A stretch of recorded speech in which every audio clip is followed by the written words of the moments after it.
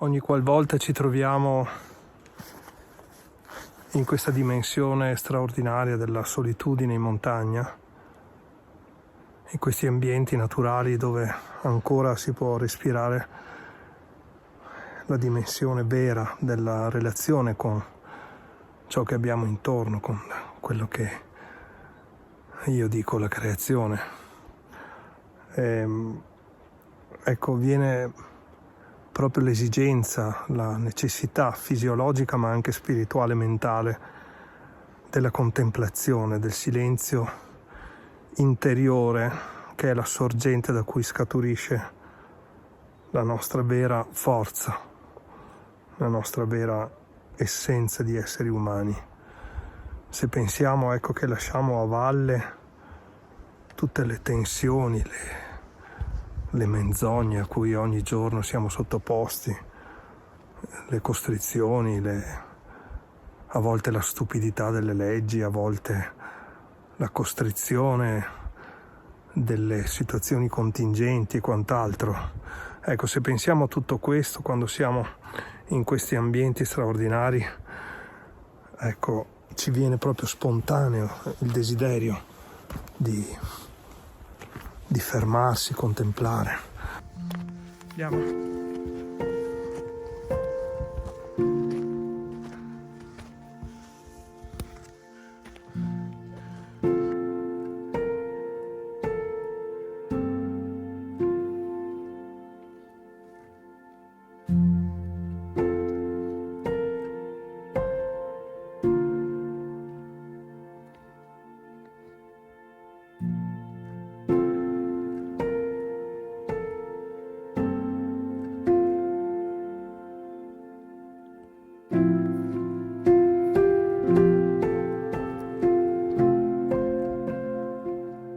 Appena bevuto quest'acqua che viene dalle sorgenti in quota, ecco, proprio inchinarsi, piegare le ginocchia e bere l'acqua direttamente proprio dal ruscello, dalla sorgente, è un'azione sacra, è un atto di sottomissione alla bellezza della creazione, è un atto di sottomissione regale, non è una sottomissione coatta, è una sottomissione regale, perché è nell'ordine creaturale dell'uomo in quanto figlio di Dio, in quanto figlio di questa creazione meravigliosa che non smette di essere tale anche a fronte di tutte le distruzioni, di tutto il massacro che è venuto proprio dalla mancanza nell'uomo di questa capacità di interiorizzazione, meditazione, questa mancata relazione con il nostro creatore, con Dio. Poi per chi non